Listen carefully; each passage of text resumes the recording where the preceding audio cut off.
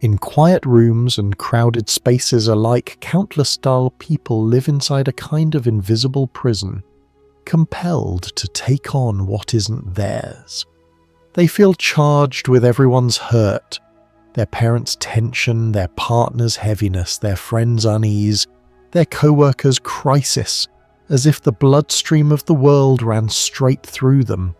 They don't merely notice the pain around them, they absorb it, they carry it, and then they wonder why their chest is tight for reasons they can't explain.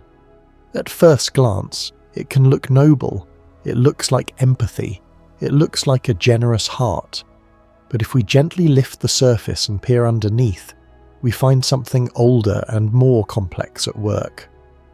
Carl Gustav Jung had a name for this pattern. He saw in it an archetypal configuration, a psychic reflex formed around an unhealed center, a place where the self once felt powerless and learned a clever way to survive. He called it something akin to the wounded healer, the impulse to alleviate another's suffering as a way to stay away from one's own. The attention goes outward, the energy pours outward, helping becomes a balm, caring becomes an anesthetic. The busier I am with your pain, the less I have to sit with my own. What begins as sensitivity can calcify into a compulsion. The person becomes a human sponge, a tuning fork for every storm system nearby. They will be praised for it, and that praise is a powerful drug. You're so strong. You're always there for everyone. You have such a big heart. The words land like medals pinned to a uniform, but the weight of those medals can pull the shoulders down, and over time, the body starts to tell the truth that the mouth won't. This is too much. Jung did not dismiss empathy. He honoured it. But he also warned that when empathy is fused with an unconscious wound, what looks like love can become a way of disappearing. The person begins to mistake emotional fusion for intimacy. They blur the line between what you feel and what I must carry. And while that can look saintly, it quietly erases the very self that's trying to love. Love needs a center to radiate from. Without a center, what flows isn't love, it's leakage. Many who lived this pattern learned it the hardest way possible, in childhood. Some grow up in homes where the ground shifts beneath their feet, where a parent's mood fills the air like weather, where anger is a thunderclap or silence is a fog, where the child feels responsible for keeping the temperature steady. The young nervous system, so adaptable and brilliant, learns to scan. It learns to predict. It learns to soothe. Little by little, it constructs what Jung might describe as an auxiliary self, a caretaker persona shaped around other people's needs. This is not the child's essence. It's a suit of armor that looks like kindness, and it works. It reduces the noise in the house. It keeps people calm. It keeps the child safe. But armor that saves you in one season can suffocate you in the next. The adult inherits the same suit and wears it to work, to friendships, to romance. They may become the person who always answers, always drives across town, always pays the emotional tab. They excel at reading the room, but lose touch with the room inside. Their body says yes while their gut whispers no. They confuse crisis management with love, because crisis was the form love took when they were small. If people lean on you, you matter. If you are needed, you are real. Be indispensable, and maybe you won't be abandoned. Here we find the cruel symmetry of the wounded healer reflex. It looks like devotion, but it's built on fear. Fear of being unnecessary, fear of being disliked. Fear that if I stop absorbing your pain, I'll have to feel mine. And so a life becomes organized around solving, soothing, managing, fixing. Anything to avoid the empty chair in the center of the psyche, where one might have to sit and meet the original ache. Jung understood this not as a moral failure, but as a developmental detour. When the auxiliary self takes the wheel for too long, the genuine self, your deep-rooted I, doesn't get to grow strong legs. Confusion becomes normal. Other people's weather still governs your day. A sigh from someone you love can cancel your joy. A shift in someone's tone rewrites your plans. Your inner state is outsourced to the nearest heartbeat, and your boundaries thin to gauze. This is where relationships begin to suffer in a way that hides behind beautiful words. The person who carries another's feelings may imagine they are saving them. They may imagine they are shielding them from consequences, or cushioning a fall, or protecting them from the jagged edges of life. On the surface, it's devotion, but in the deeper language of the psyche, it can become a quiet agreement that neither of you must grow. The one who carries avoids the confrontation with their own shadow by staying busy with yours. The one who is carried never meets their strength because they are never allowed to struggle long enough to find it. Dependency masquerades as love. Fusion masquerades as intimacy. Both parties stay young in the places where adulthood requires courage. None of this makes anyone a villain. It makes them human. It makes them adaptive. It reveals just how creative we are at surviving what once felt unbearable. And yet what kept you safe is now keeping you small. To loosen this knot, Jung pointed toward differentiation.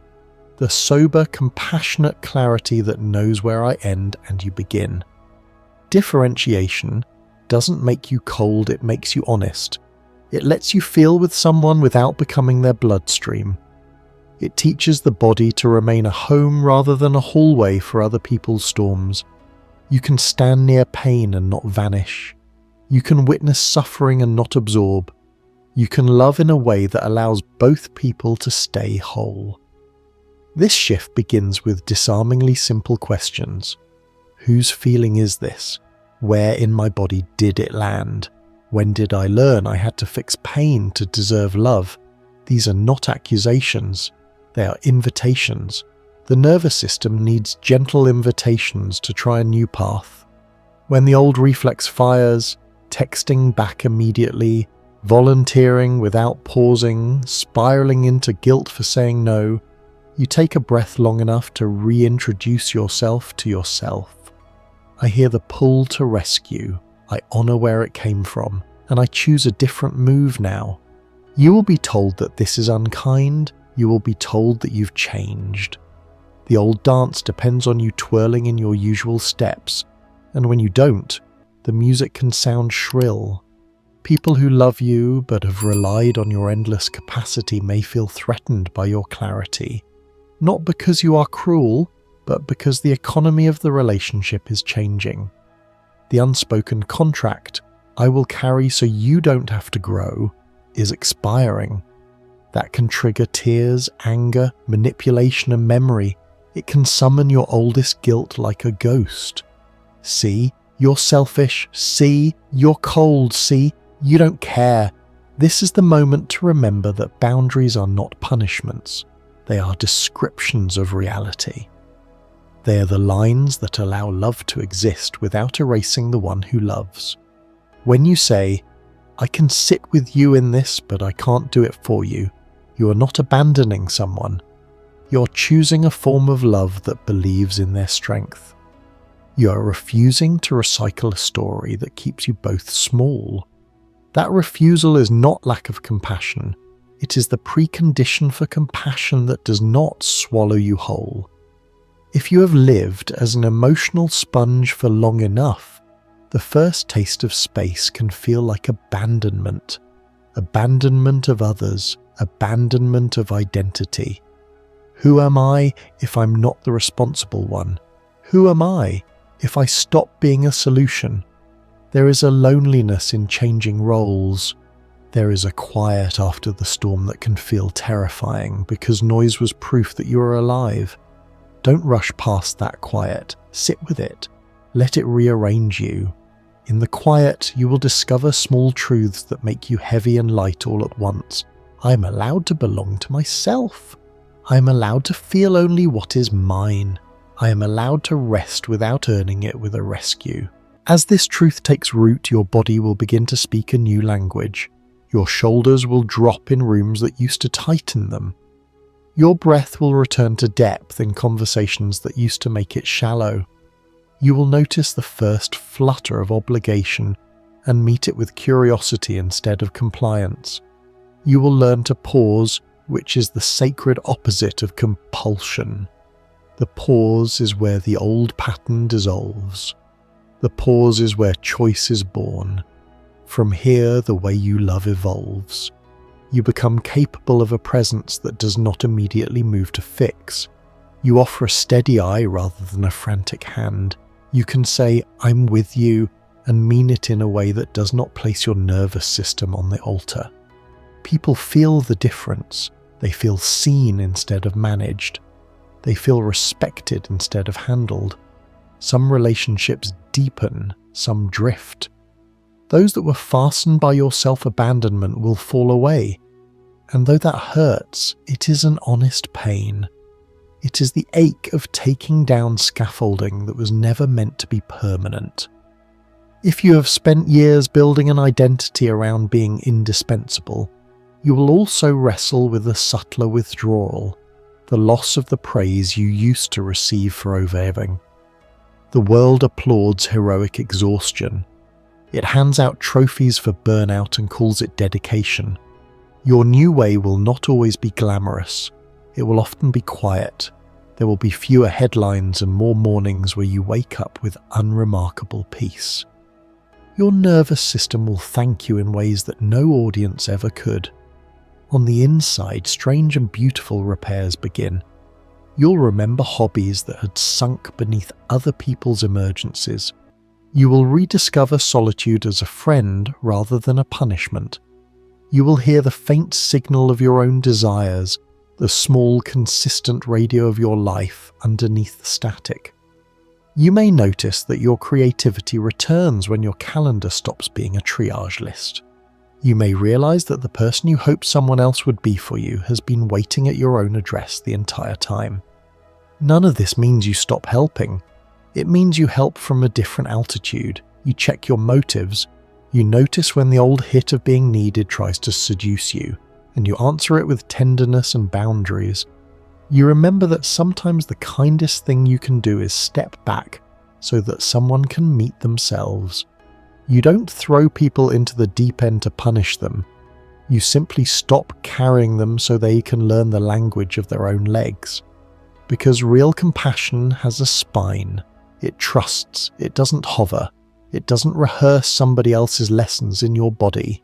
It knows that pain, while never ideal, can be a teacher, and that intercepting every lesson leaves the student uneducated. When you love this way, you become both softer and stronger. Your heart stays open, but your edges return. You no longer bleed into every room you enter. You walk in as yourself. As this stabilizes, your relationships stop feeling like emergencies and start feeling like gardens. There is still weather. There are still seasons. But you stop ripping plants out by the roots every time a cloud passes. You learn to let others do their own pruning, their own watering, their own watching. You talk more. You assume less. You apologize when you move from fear rather than love. You share when your capacity is low before you resent someone for not being psychic. You accept that closeness doesn't require constant proximity, and that distance is not evidence of disloyalty. It is the breath a relationship takes to keep living. Some people will mirror your growth. They will meet your boundaries with relief because they wanted to stand up too. Others will try to negotiate your selfhood away. They will pull out their oldest scripts to bring the dance back. In those moments, you stay kind and firm. You don't explain your worth. You embody it. You don't become a case-making attorney for your right to exist. You quietly live that right, and those who can't accept it will write themselves out of your story. The reward for this courage is not a perfect life. It is a truer one. It is a nervous system that believes you when you say, "I'm low." It is a mind that no longer needs to micromanage every conversation to prevent collapse. It is a heart that discovers it can love more cleanly when it stops using love to anesthetize fear. This is what Jung meant in his way by individuation, the slow, brave work of becoming who you are without asking permission from the ghosts of your past. It's also important to say this clearly. What we're talking about here is not mental health advice or a substitute for professional care. These are psychological ideas, not diagnoses. If you recognize yourself in this story and it stirs old pain, there is no weakness in seeking a therapist or counselor who can hold the process with you. Healing is not a solo performance. It is a relational art. Sometimes the most loving boundary is the one you draw with yourself when you decide to get help. As you keep walking, you will notice you can be present with another's tears without immediately offering a solution. You will notice that your no lands with less tremble. You will notice that your yes is more trustworthy because it comes from choice, not compulsion. You will enter rooms and feel the difference between resonance and rescue. You will stop choosing relationships that ask you to disappear and start choosing ones that celebrate your full outline. When you finally put down burdens that were never yours, the world doesn't end. It recalibrates. The people who are meant to walk with you will adjust their pace. They will find their own legs. They will bring their whole selves because they can feel you bringing yours. And the ones who only valued you for your disappearance will fade back into the distance that was always there. All of this takes practice, not perfection. You will slip. You will catch yourself halfway through an old pattern and smile because you saw it at all. You will say yes too quickly and learn. You will say no too late and learn. You will remember that growth is not a betrayal of where you came from. It is the fulfillment of it. The child who built that auxiliary self did something brilliant. Now you as an adult get to thank them for keeping you alive and let them rest while you take the wheel. One day you will be with someone you love as they move through a heavy chapter. The old reflex will knock. You will feel the urge to make it disappear, to put your hands under the weight and lift. Instead, you will breathe. You will stay. You will say, "I'm here," and the words will be simple and clean. You will watch them struggle in a way that honors their strength, and you will watch yourself stay present in a way that honors yours. In that quiet, you will feel something loosen that has been tight for years. It won't be dramatic. It will be honest. It will be yours. And then, perhaps for the first time, you will understand that you were never asked to save the world. You are asked to love it and yourself without losing your shape. That's more than enough. In fact, that is what allows your presence to become medicine instead of a mask. If this message finds you inside the old prison, consider this your open door. You don't have to absorb to love. You don't have to perform to be valuable. You don't have to fix to belong. You can sit in your own seat, let others sit in theirs, and discover that closeness grows best when no one is disappearing. If you feel that choice rising even a little, honor it. Let it be small and real. Let it be the beginning of a new kind of empathy, one with a steady heart and a strong spine. If any part of this resonates, take a quiet moment and tell yourself the truth out loud. I am allowed to be whole. I am allowed to set boundaries. I am allowed to care without carrying. And if you want more conversations like this, you know where to find them. Around here, we don't sell easy fixes. We practice depth, courage, and presence, one honest breath at a time.